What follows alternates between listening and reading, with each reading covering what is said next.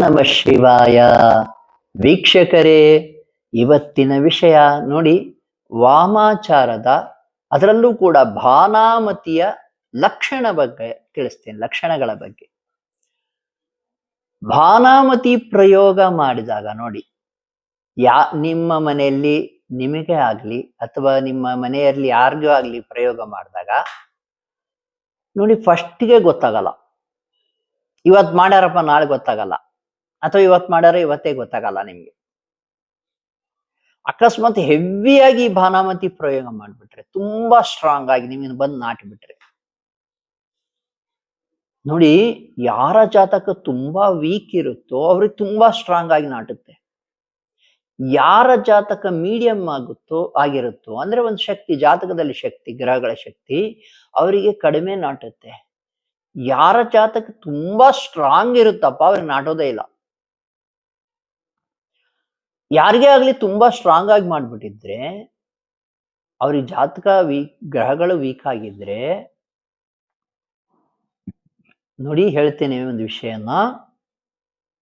ಆವಾಗ ನಿಮಗೆ ಹೆಚ್ಚು ಕಡಿಮೆ ಆ ಪೀರಿಯಡ್ ಅಲ್ಲಿ ತುಂಬಾ ಜ್ವರ ಬಂದ್ಬಿಡ್ಬೋದು, ತುಂಬಾ ಮೈ ಬಿಸಿ ಆಗ್ಬಿಡುತ್ತೆ, ಎಷ್ಟು ಸುಸ್ತಾಗುತ್ತೆ ಅಂದ್ರೆ 1-2-3 ದಿನಗಳ ಕಾಲ ತುಂಬಾ ಒದ್ದಾಡ್ಬಿಡ್ತೀರಾ. ಹಂಗೆ ಡಾಕ್ಟರ್ ಹತ್ರ ಹೋಗ್ತೀರಾ, ತೋರಿಸ್ತೀರಾ, ಇಂಜೆಕ್ಷನ್ ಟ್ಯಾಬ್ಲೆಟ್ ತಗೊಂತೀರಾ, ಸರಿ ಹೋಗ್ಬಿಡ್ತೀರಾ.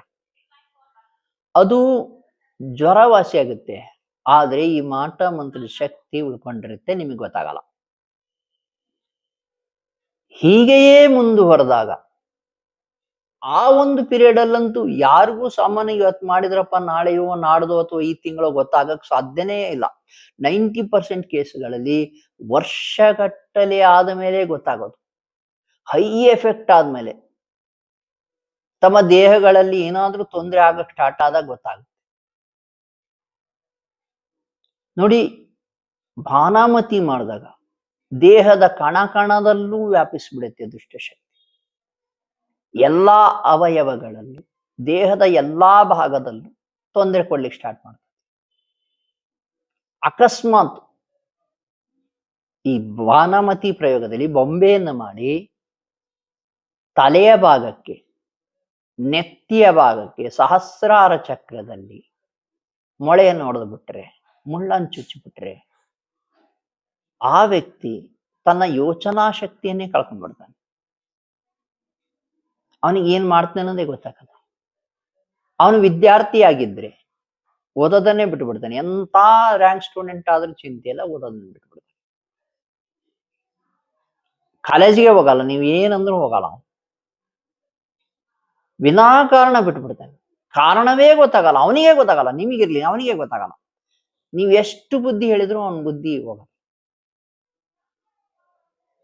ಇನ್ನು ಕೆಲವರು ಮಾನಸಿಕ ಸ್ಥಿಮಿತ ಕಳ್ಕೊಂಡಂತೆ ಆಡ್ಬಿಡ್ತಾರೆ. ಇನ್ನು ಉದ್ಯೋಗದಲ್ಲಿದ್ರೆ ಆ ವ್ಯಕ್ತಿ ಉದ್ಯೋಗಕ್ಕೆ ಹೋಗಲ್ಲ, ಕೆಲ್ಸಕ್ಕೆ ಹೋಗೋದೇ ಇಲ್ಲ. ಅವನು ಏನಂದ್ರು ಸಂಬಳ ಬರಲ್ಲಪ್ಪ. ಅವನು ಎಷ್ಟೇ ಒಂದು ಫ್ಯಾಮಿಲಿ ಪ್ರೆಷರ್ ಇದ್ರು ಕೂಡ, ಅವನ ಜವಾಬ್ದಾರಿಗಳು ಗೊತ್ತಿರ್ತವೆ ಅವನಿಗೆ, ಆದ್ರೂ ಕೂಡ ಕೆಲ್ಸಕ್ಕೆ ಹೋಗಲ್ಲ. ಇಂಥ ವ್ಯಕ್ತಿಗಳನ್ನ ನಾನು ನೋಡಿದ್ದೇನೆ. ವಿದ್ಯಾರ್ಥಿಗಳು ಓದನ್ನು ಬಿಟ್ಟಿದ್ದನ್ನು ನೋಡಿದ್ದೇನೆ. ಜವಾಬ್ದಾರಿ ಇರತಕ್ಕಂತ ತುಂಬಾ ಒಳ್ಳೆ ಮನಸ್ಸಿನ ವ್ಯಕ್ತಿಗಳು ಕೂಡ, ತುಂಬಾ ಒಳ್ಳೆ ವ್ಯಕ್ತಿಗಳು, ಅವರೇನು ಜವಾಬ್ದಾರಿಯಿಂದ ಓಡಿ ಹೋಗುವಂತ ವ್ಯಕ್ತಿಗಳಲ್ಲ. ಮೊದಲು ಬದುಕನ್ನ, ಫ್ಯಾಮಿಲಿಯನ್ನು ತುಂಬಾ ಚೆನ್ನಾಗಿ ನಿಭಾಯಿಸ್ತಿದ್ದ ವ್ಯಕ್ತಿಗಳು ಕೂಡ ಕೆಲ್ಸಕ್ಕೆ ಹೋಗೋದು ಬಿಟ್ಟು ಬಿಡ್ತಾರೆ. ಕೆಲ್ಸಕ್ಕೆ ರಿಸೈನ್ ಮಾಡ್ತೇನೆ ಅಂತ ಕುತ್ಕೊಂಡ್ಬಿಡ್ತಾರೆ, ಅಥವಾ ಕೆಲ್ಸಕ್ಕೆ ಹೋಗದೇನೆ ಕೆಲಸ ಹೋಗ್ಬಿಡುತ್ತೆ. ಸರ್ಕಾರಿ ಕೆಲಸದಲ್ಲಿದ್ದವರು ಕೂಡ ಸರ್ಕಾರಿ ಕೆಲಸವನ್ನು ಕಳ್ಕೊಂಡಿದ್ದಾರೆ. ಅಕಸ್ಮಾತ್ ಅವ್ರದ್ದು ಏನೇ ತಪ್ಪಿಲ್ದಿದ್ರು ಕೂಡ ವಿನಾಕಾರಣ ಕೆಲವೊಮ್ಮೆ ಕೆಲಸ ಕಳ್ಕೊಂಡ್ಬಿಡ್ತಾರೆ. ಇನ್ನು ಎದೆಯ ಭಾಗಕ್ಕೆ ಏನಾದ್ರೂ ಮೊಳೆಯನ್ನು ಹೊಡೆದಿದ್ರಪ್ಪ, ಮುಳ್ಳನ್ನು ಚುಚ್ಚಿದ್ರಪ್ಪ ಅಂದ್ರೆ ಆ ಬೊಂಬೆಗೆ ನೋಡಿ, ಅಲ್ಲಿ ನೋವು ಸ್ಟಾರ್ಟ್ ಆಗುತ್ತೆ, ಪೇನ್ ಸ್ಟಾರ್ಟ್ ಆಗುತ್ತೆ. ಹೊಟ್ಟೆ ಭಾಗಕ್ಕೆ ಚುಚ್ಚಿದ್ರೆ ಹೊಟ್ಟೆಯಲ್ಲಿ ಪೇನ್ ಸ್ಟಾರ್ಟ್ ಆಗುತ್ತೆ. ಇನ್ನು ಕೆಲವು ಅಡಿಕ್ಷನ್ ಮಾಡಂಗ್ ಮಾಡ್ಬಿಡ್ತಾರೆ, ಅಂದ್ರೆ ಕುಡಿಯೋಕು. ಏನಂದ್ರೂ ಕುಡಿಯಕ್ ಬಿಡಕ್ಕಾಗಲ್ಲ. ಅವ್ರಿಗೆ ಬಿಡೋ ಮನಸ್ಸಿರುತ್ತೆ, ಆದ್ರೂ ಕುಡಿಯೋದ್ ಬಿಡಕ್ಕಾಗಲ್ಲ. ಆ ರೀತಿ ಕುಡಿಯೋದ್ ಕುಡಿಯೋ ಹಾಗೆ ಮಾಡ್ಬಿಡ್ತಾರೆ. ಇನ್ನು ದೈಹಿಕ ಲಕ್ಷಣಗಳನ್ನು ಹೇಳ್ಬೇಕಾದ್ರೆ ನೋಡಿ, ಆ ಮುಖದಲ್ಲಿ ಕಳೆ ಹೋಗುತ್ತೆ ಫಸ್ಟ್. ನಗೋದನ್ನೇ ಮರ್ತು ಬಿಡ್ತಾರೆ ಅವರು. ನಕ್ಕಂತ ಇದ್ದವರು ನಗೋದ್ ಮರ್ತು ಬಿಡ್ತಾರೆ. ಮುಖದಲ್ಲಿ ತೇಜಸ್ಸು, ವರ್ಚಸ್ಸು, ಚಾರ್ಮ್ ಅಂತ ಏನ್ ಕರಿತೀವಿ ಅದು ಹೋಗ್ಬಿಡುತ್ತೆ. ಹಾಗೆಯೇ ದೇಹ ಒಣಗ್ಲಿಕ್ಕೆ ಸ್ಟಾರ್ಟ್ ಆಗ್ತದೆ, ಮುಖ ಒಣಗ್ಲಿಕ್ಕೆ ಸ್ಟಾರ್ಟ್ ಆಗ್ತದೆ, ಮುಖ ಕಪ್ಪಿಡ್ತದೆ, ದೇಹದಲ್ಲಿ ಚೈತನ್ಯ ಕಡಿಮೆ ಆಗ್ತದೆ, ಆಲಸ್ಯ ಹೆಚ್ಚಿಗೆ ಆಗ್ತದೆ, ಮನೆಯವರ ಜೊತೆಗೆ ಜಗಳ ಆಡಕ್ ಸ್ಟಾರ್ಟ್ ಮಾಡ್ತಾರೆ, ಮನೆಯವರು ಮಾತಾಡ್ಸೋದೇ ಬಿಟ್ಟು ಬಿಡ್ತಾರೆ ಅವನು, ಇವನ್ನೇನ್ ಮಾತಾಡ್ಸೋದು ಹೋಗಂತ. ಹಾಗೆ ಗೆಳೆಯರು ಕೂಡ ಜೊತೆಗೂ ಕೂಡ ಕಿರಿಕಿರಿ ಮಾಡ್ಕೊಂಡ್ಬಿಡ್ತಾರೆ. ಇವ್ರು ಯಾವಾಗ ಅವ್ರನ್ನ ನೆಗ್ಲೆಕ್ಟ್ ಮಾಡ್ತಾರೋ ಅವ್ರು ಇವ್ನ ಮಾತಾಡ್ಸೋದ್ ಬಿಟ್ಬಿಡ್ತೀರಿ. ಒಬ್ಬಂಟಿ ಆಗ್ಬಿಡ್ತಾನ ಆ ಮನುಷ್ಯ,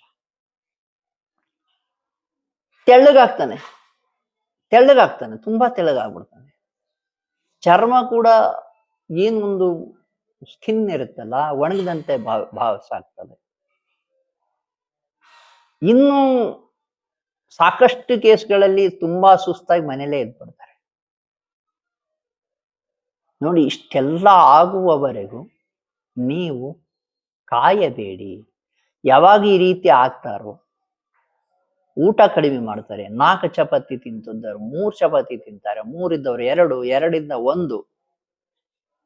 ನೋಡಿ, 3 ತಿನ್ನುವಾಗ ನೀವು ಎಚ್ಚೆತ್ಕೊಳಲ್ಲ, 3ರಿಂದ 2ಕ್ಕೆ ಬಂದಾಗೂ ಎಚ್ಚೆತ್ಕೊಳಲ್ಲ. ಯಾವಾಗ 1ಕ್ಕೆ ಬರ್ತಾರ ಅವಾಗ ಎಚ್ಚೆತ್ಕೊಳ್ತೀರಾ.